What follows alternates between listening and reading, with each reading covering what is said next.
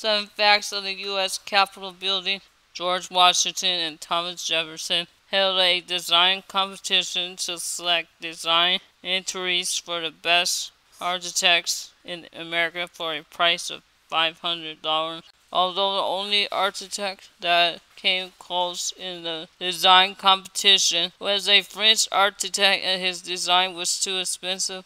So the search went on. Then a late entry by William Thornton was approved. One thing that you might not know is that the U.S. Capitol building has a private subway since 1909. Only the U.S. Congress can use it. On September 18, 1793, George Washington laid the first brick himself. Do you know what the name of the statue is on the U.S. Capitol dome? The name of the statue is the Statue of Freedom. She weighs 15,000 pounds and stands at 19.5 feet tall.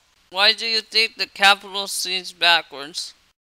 If you think this, you're not alone. The reason for this is because the east ground is leveled for a proper entrance facing towards the people. During the War of 1812, if it wasn't for a rainstorm, then the Capitol building and the Liberty of Congress would have been burnt to the ground by the British. Because the U.S. burnt the British capital in Canada a year before. When was the famous dome we know today rebuilt? It was rebuilt in the 1850s under the supervision of the fourth architect Thomas U. Walter. The very first dome was supervised by the third architect Charles Moulton.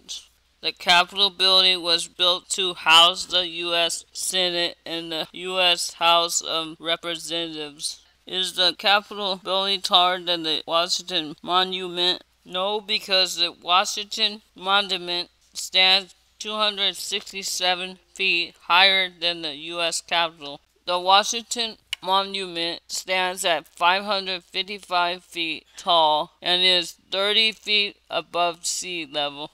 The rotunda is a small room in the middle of the building under the Capitol dome.